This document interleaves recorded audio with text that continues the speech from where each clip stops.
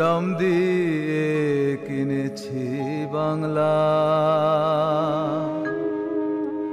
কারোর দানে পাওয়া নয়।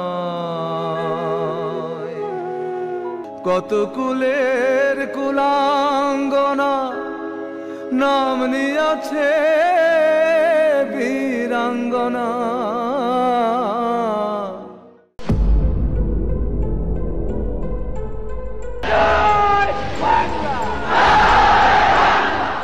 বাঙালি জাতির জীবনে শ্রেষ্ঠ ঘটনা মহান মুক্তিযুদ্ধ। স্বাধীনতার লাল সূর্য ছিনিয়ে আনতে প্রাণ উৎসর্গ করেছেন ৩০ লাখ মানুষ।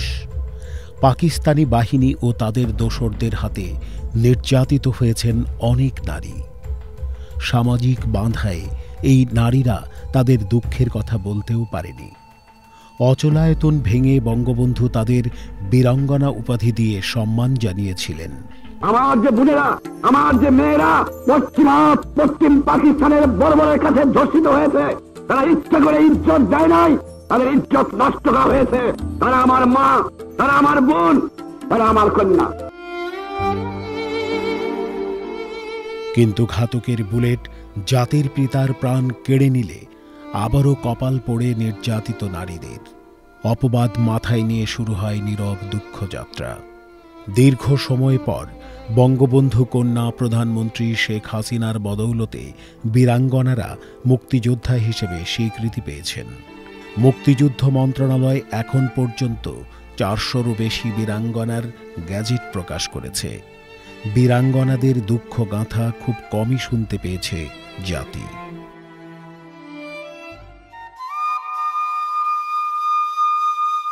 ব্রাহ্মণবাড়িয়ার নবীনগরের মোসাম্মদ রিজিয়া বেগমের স্মৃতিতে ১৯৭১ সালের দিনগুলো খুবই সতেজ।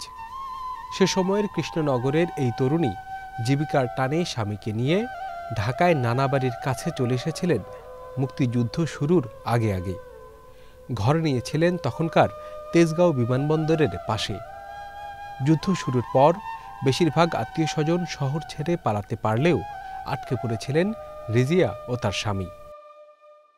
গন্ডগোল লাইকা গেছে গা, পরে আমরা বাড়ির ভিতরে এয়ারপোর্ট থেকে চেলাইয়া পরে আমরা ঘরেও থাকতারি না, বাইরেও থাকতারি না। মানুষ যে এরম দেখা যেন রাতারাতি ফলাইয়া গেছে গা, আমরা রাইতে পারছি না। আমরা হিয়া নিয়ে রয়েছি, অনেক ঘরের ভিতরে থাকতে পারি না, বাতি জ্বালানো জানা, এমন কষ্ট, এমন অবস্থা। পরে এই মাথার থেকে যেমন ওই মাথা পর্যন্ত অতবার গাঁথা করছে বেড়ারা রক্তে মিললা।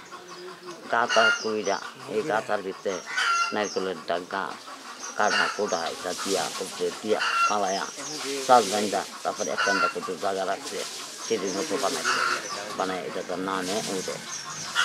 এরমভাবে থাকতে থাকতে থাকতে থাকতে কবরের ভিতরে তাহি কয়দিন তাহাজা বাবা, কবরের ভিতরে কয়দিন তাহাজা, কেমনে তাহাজা, নাই বান নাই বাতাস নাই কিছু নাই। শর্ট কাপড় পিনছি, কিছু করতেছি না, চাপা কলা চিন ভাঙ্গা লাইছে। আমরা ডেরিনের পানি খাইছি, ফেনা খাইছি, কস্তুরি খাইছি, আর কি কম। এরমভাবে থাকতে থাকতে খাইতে খাইতে আর টিকতারি না, সহ্য করতেই না। কই সিলটা হোটেল, কই ঘরে ইয়ার হোটেল স্টেশন, হ্যাঁ হোটেলে চুরি করে পলায় গেছি, বাদের মারাই না খাইছি। এত কষ্ট আর দুনিয়াতে আর কেমনে করে মানুষ। দারিদ্র্যের কষাঘাত আর মানবেতর জীবনের ধকলে কাতর এই নারী সুযোগ পেলেই প্রতিরোধ গড়েছেন পাকিস্তানি হানাদারদের বিরুদ্ধে।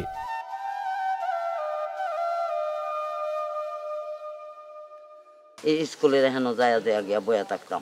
বিমান অফিসরা তেজগাঁও বিমান অফিস হয়েছে, দেখছেন তেজগাঁও যে বিমান অফিসটা হয়েছে, এই বিমান অফিসটার মধ্যে এই বিমান অফিসটা এই গাতার মাঝখানে পড়ছে। এই বিমান অফিসের এখানে থেকে এখানে আছে স্কুলটা, 3টা ঘর আছে, 3টা রুম। এখান থেকে ফলাইয়া থেকে এই টানা দেখা পাঞ্জাবিরা দেখা পড়ো হাত পড়ছি, পাত তোলে ইমনিটা দিছি, ওখানে নাক মুখ সেচ চালাইছি। স্বেচ্ছা সারা দুনিয়া খুঁজা মানে বিচারা ফাতি করে আব্দুল হাইয়ের বাড়ির ভিতরে বাথরুমের ভিতরে কলাই আছে, নাহলে আপনারও মাইরা লাগছিলেন। বীর বাঙালি যখন বিজয়ের দ্বার প্রান্তে, সেই ডিসেম্বরের একদিন কাজের সন্ধানেই বের হওয়া স্বামী আবু মিয়ার খোঁজে কারওয়ান বাজার এলাকায় গিয়েছিলেন রিজিয়া বেগম। রাস্তায় তাকে আটকে পাশবিক নির্যাতন চালিয়েছিল পাকিস্তানি সেনারা। যখন স্বাধীনতা হয়ে আইব 9 মাস, 9 মাসের মাথা পুরাই আইতাছে, তখন ওর আব্বারে গেছিলাম বিশ্রাইতে করতে, যে বাইরে গেছে আগের দিন, আর কোনো খবর পাই না। তখন আমি পাগল হয়ে গেছি যে আমি কই গেলে পামু, না মাইরে এলেছে না কি করছে, কান্দাকাটি করতেছি। তো আমি তো আর হে ফত ঘাট আর আমি চিনি টিনি না। তখন আন্দাগুন্দা বাইরে গেছি, কারণ বাজার যে কারণ বাজারের ভিতরে দেয় সময় কাগজের দিয়া কোনো রকমে মানুষে বইয়া তৈ তরকারি ব্যস্ত পেকে পানিয়ে, এটি তোর আমি চিনি না। আমি দৌড়াইয়া হেদিকে যাইতে আছি। এই কারণ বাজারের মুখটা আছে না, কারণ বাজারের মুড়ের মেয়েতে আমার পাঞ্জাবি পাইছে, আমার ফাইল না বলে দেখলো, নইলে একটা বাঙালি আসিল হেগর লোক, এই বাঙালির আঙ্গুলটা দেখাই দিছে, কইছে এই যে হেন মেয়ে যাইতেছে, এই আমার হেঁতে চুলো ধরে হাসড়াইতে নিছে। সোনাগা হোস্টেলের এখানে বড় একটা জিলা ছিল, এখানে গাতা আছিল, অনেক জঙ্গল আছিল। পরে এখানে আমার চুলো ধরে টাইনা নিয়ে আমি থকারে জান ছাইরা দিছি, আর আমি টিকতে পারি না। মাটির এই কাঁচা রাস্তা যা আমার শাস্ত্রায় নিচে শরীরে চামড়া টামড়া উঠতে গেছে। পরে এখানে নিয়ে এইটার মধ্যে বাড়ি দিছে, ঠ্যাংটা বাড়ি দিছে, মাথাটার মধ্যে একটা বাড়ি দিছে, এই যে মাথাটা বাড়ি দিছে, এই ছিটে আছে, এই মাথাটা দিছে বাড়ি। আর কি দাদারে গায়ে দিছে, গায়ের পরে এই জায়গাটা ছিদ্র হয়ে গেছে না। এরপরে আদামরা করে নিতে তো পারতাছে না, এরপরে আদামরা করে মাইরা এরপরে যে গাছাটার ভিতরে ফেলাই দিয়ে গেছে, জঙ্গলের ভিতরে আমার তো ফালাই দিয়ে গেছে। আমি তো আর কোনো খোঁজ খবর কেগলাইতাছি, কোনো দিন দুনিয়ার খবর নাই। কেগলাইতাছি যে আর এই ময়লা ছিলা পানি আর হাত উড়াইতাছি বলে লড়তাছি, মানুষ যাইতাছে আইতাছে, কেমনে কেমনে আমার আওয়াজ পাইছে। আওয়াজ পায়া তারপরে আমার এক রিক্সাওয়ালা কোন দেশের বেড়া, এবার আমার তুলে আনছে। মুক্তিযুদ্ধে নির্যাতনের স্বীকৃতি আদায়ে দীর্ঘ সময় চেষ্টা চালিয়েছেন এই বীরাঙ্গনা। ঈদে প্রধানমন্ত্রীর সঙ্গে সাধারণ মানুষের শুভেচ্ছা বিনিময়ের সুযোগকে কাজে লাগিয়েছেন রিজিয়া। সকালবেলা ভরে গেছি ঈদের দিন, গিয়া লাইন ধরছি, লাইনে গিয়া খারাইছি। আমার সব মানুষ, আমি অসুস্থ আছিলাম, অনেক অসুস্থ আছিলাম, আমি ওইটা হারাইতে পারছি না, বইতে পারছি না। মানুষের দৈরা দৈরা আমার নিচে নেওয়ার পরে প্রধানমন্ত্রীর কাছে খারাইছি। আর্মিরা আমার 3-4 জনে মিললে আমার খাওয়ানোর ঘর লয়ে জায়গা। আমি কাই আমার খাওয়ানোর ঘর নিবেন না আপনারা, আমি খাইতে আইছি না, আমি টাকা পয়সার জন্য আইছি না, ধন সম্পদের লেগে আইছি না, আমি 2-3টা কথা কমু আমি প্রধানমন্ত্রীর লগে, এটাও যদি আমার না দেন তো এখানে কিন্তু আমি মৃত্যু হমু, ডাইরেক্ট আমি বলছি আমি এখানে মৃত্যু হমু। দেখেন তারপরে প্রধানমন্ত্রী মন্ত্রী বুন্যা ক এই যে তোমরা এখানে খাড়া করাও, ওনার দৌড় এরা খাড়া করাও, কি বলতে চায়।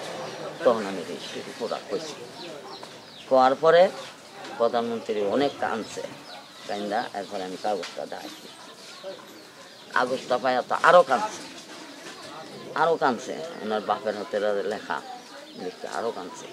প্রধানমন্ত্রী বলছে ওনাকে নিয়ে যাও ভিতরে, নিয়ে ওনারে বুয়াইয়া সুন্দরভাবে সন্তুষ্টভাবে খাওয়াইয়া খিলাইয়া তারপরে তারে কি কি দেওয়া লাগে দিয়া দিবা, দিয়া গাড়িতে বাসে উড়াই দিবা, সেমাই দই কি কি দুনিয়ার তা বস্তা ভরতে বইরা। আর পুলিশ একটা লোকে দিয়া দিছে, পুলিশে আমার গাড়িতে উঠাইয়া নিয়া ফার্ম গেট নিয়া রিক্সাতে উঠাইয়া দিয়ে। এরপরে গেছি আরেকদিন, ফোন করছে আনোয়ার বিন কবিরে ফোন করছে, ফোন করে কইছে যে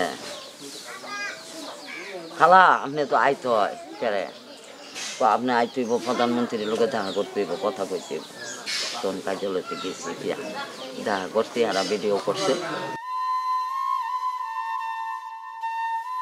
তেজগাঁওয়ে সরকারি জমিতে এখনও অবৈধভাবেই থাকেন বীরাঙ্গনা রিজিয়া। তার চাওয়া ব্রাহ্মণবাড়িয়ায় জমিসহ একটি বাড়ি।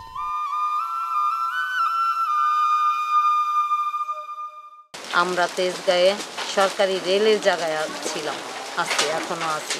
তো ওই রেলের জায়গায় থাকার কারণে আমার আম্মা তো একজন সৎ মানুষ, ভাবছে যে আমি তো রেলের জায়গায় সরকারি জায়গায়ই আছি, তাহলে আমি আবার কি করে সরকারের কাছে জায়গা চাই।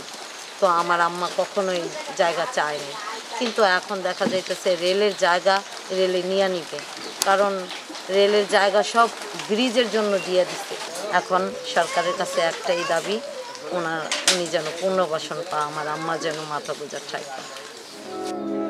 বাপের সামনে বলুক তো ঝুট, মেরি জাত হয়নি কিলুট। আজও বাংলার আকাশ বাতাস তারি শোকে উদাস হয়। আমি দাম দিয়ে কিনেছি বাংলা।